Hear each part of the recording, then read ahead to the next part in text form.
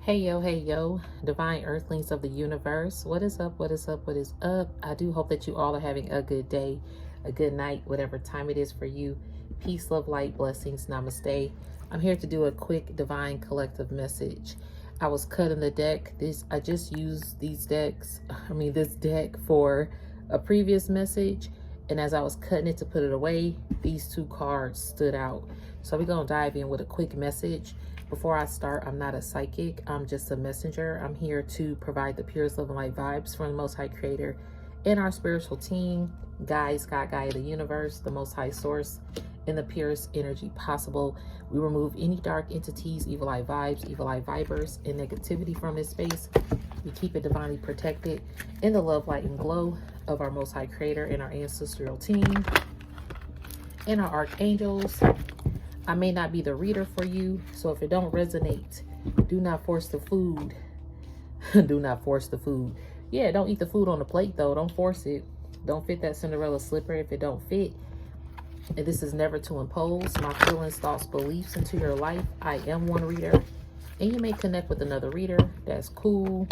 Find a reader that is best for you. Know that your discernment, free will, and intuition are key factors. Okay? This is a non-judgment zone. This is a healing zone, creative zone, a zen zone for the journey as well. So, the energy that I have received. The two cards, when I cut the deck, it was, Thou prepare a table before me in the presence of my enemies. Thou anoint my head with oil. My cup overflows. Psalms 23:5. This is you sitting at your table. I'm hearing you're the head of the table, head of household vibes. It's because you're a high priestess. This is the other card. So these two cards, as I was cutting the deck, were at the top of each deck. And I said, oh, wow, the high priestess is sitting at her own table and preparing a feast. Look at how you could feel people for days and days and years and centuries, lifetimes and lifetimes, timelines and timelines, okay? Because you're a high priestess. This gifted individual has a strong connection to the spiritual realms, seeing future events and communicating with spirits. That's crazy. Communicating with spirits is on this card, and you have animal spirit guides. Your spirit guides are coming to animals, whatever spirit animal that connects with you. Their enhanced intuition and spiritual sight light the way, offering guidance and insights far beyond. Trust in their unique qualities to provide clarity and foresight. So you are a spiritual high priestess or high priest here, providing clarity, and your spirit team and your spirit guides are channeling. I'm hearing they bring channeling energy to you, but I'm hearing they're channeling all around you. You're getting a lot of downloads in terms of spirit guides. That could be animals. This card features a pet as a spirit guide, offering unconditional love and intuitive wisdom. They guide you with comfort and protect you, teaching life's deeper lessons through simple, joyous moments. Cherish this unique bond for the spiritual guidance it brings. Okay. And then we show the Wheel of Fortune. This is bringing you a lot of fortune. As you sit as the head of household, you sit at your table. Wheel of Fortune is here for you. Embrace the turning wheel. Embrace the turning of the Wheel of Fortune, for it brings the cycles of destiny into motion. As it spins, it reminds us that every phase of life serves a purpose. To everything, there is a season and a time in every purpose under heaven. Trust in the journey, knowing that the wheel's turn is guiding you toward your ultimate destiny. Your ultimate destiny is preparing tables.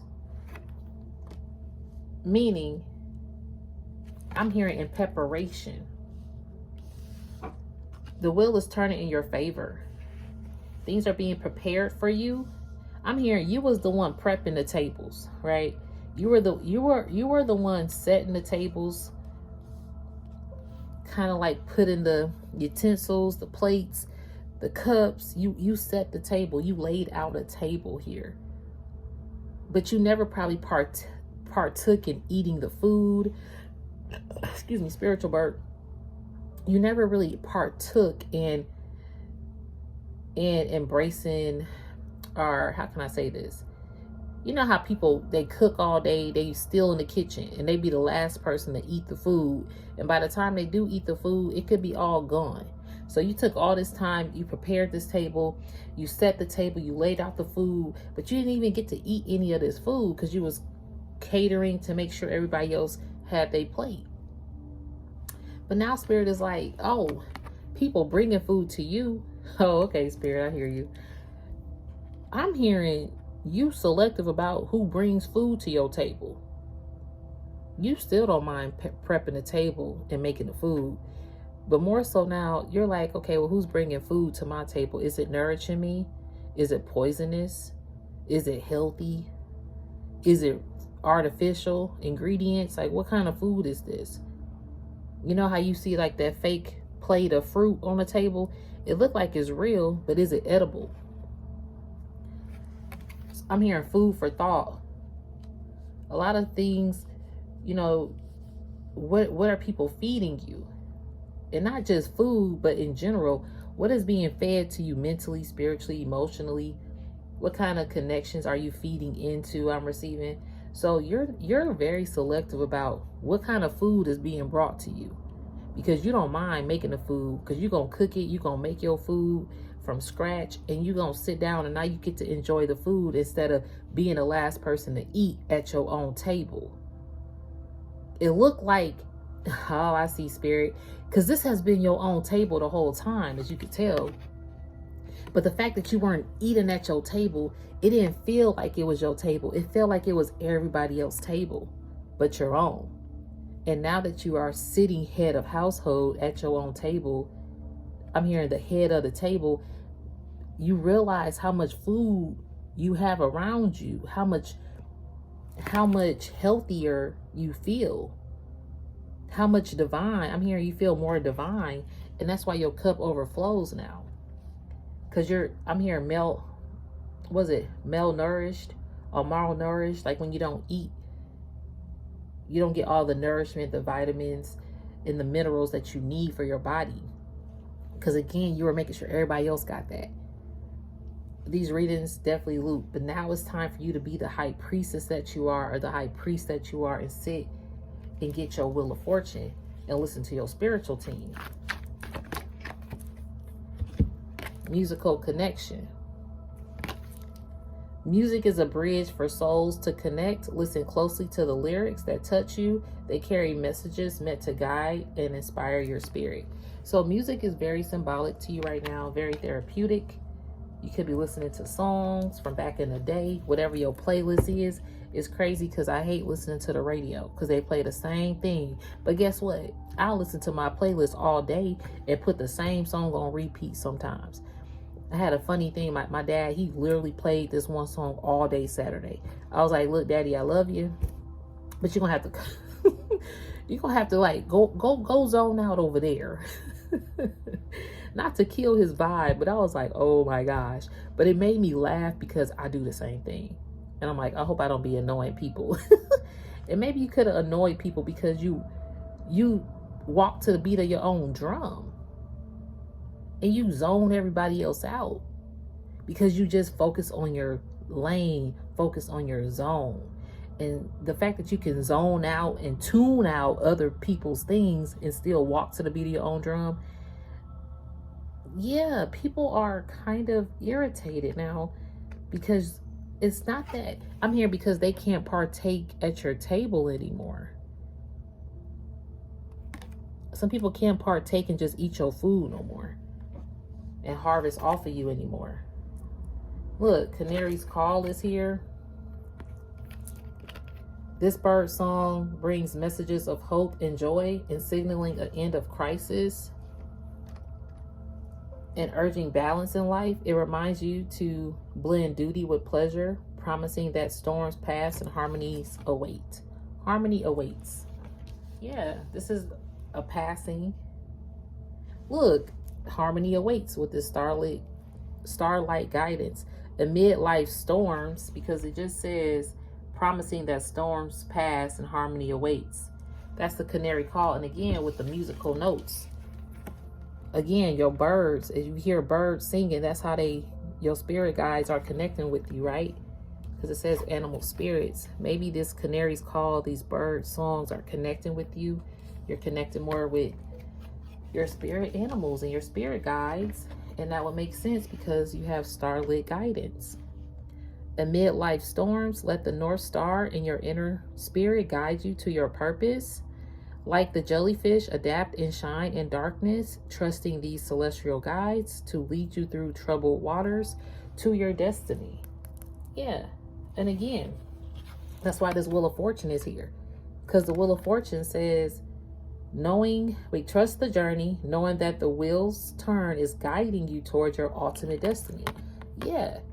You had to go through some hardships and hard shit, excuse my language, just to get to this Wheel of Fortune. And you had to endure a lot of hard truths that people were partaking and eating your food at your table. So your table never felt like your own table.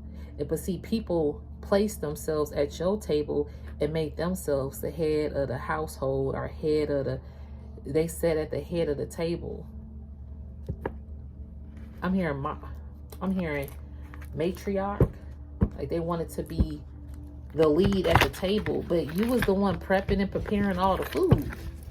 But it didn't look like it because you never sat down to partake and marinate and cultivate and relax at your own table. It's still a word that I'm looking for. You didn't get a chance to enjoy eating. Like, you know, when food is cooked fresh, like, ooh, this food just came out the oven, I'm about to give me a hot plate. Like, you never got to enjoy like a hot plate of your own food that you cooked. You either A, have to warm it up hours later after you serve everybody, or B, was no food to even warm up and enjoy, or C, you had to eat it cold or something like that. Spirit, what else we got for this message, please, for the Divine Collective? Thank you. This is a whole quick message, so thank you guys for bearing with me.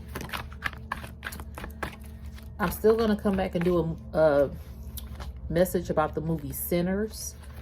Okay, that's going to be later, probably later today or tomorrow. That movie Sinners with Michael B. Jordan. It's a new movie that just came out. I wasn't going to go see it, but my spiritual team led me to see it. It's very symbolical messages. And another thing about it is, that movie, a lot of people know who you are and they want to partake. Oh, I'm hearing partake with snakes. What? Oh, you was probably partaking. It was some snakes partaking in your food. Or something about poisonous, and that's why it's been a dead end. See, these things have ended. People can't sit at your table and partake in your plate, partake in getting a plate. They can't get no plates no more. Definite ending. At life's dead ends, recognize the importance of letting go and moving forward. Clinging to what's past only hinders your journey. Forget the former things. Do not dwell on the past. Isaiah 43:18, embrace this closure as an opportunity for growth and new beginnings, knowing that when one door closes, another opens. Yeah, you probably had to shut out some doors and close some opportunities down, turn down some people you had to turn away people from eating your food. Yeah, look, separation. Can't make that shit up. Yep. Because look, because of this baneful ass magic. I'm telling you, that movie Sinners, people became separated due to baneful magic and dark fucking, excuse my language, y'all. I know I'm cussing. It's just this. This is crazy. Baneful magic. And look, I saw this card at the beginning, but I didn't take it out. I had a feeling I was going to see it again. Yes, this is love. See, there was some magic that separated you and a lover. Okay, people wanted to keep you separated. So let's just say, even at your own table, If you ate your own food and nourished yourself, you would have been just chilling. You would have never you don't have to get up off your throne, okay?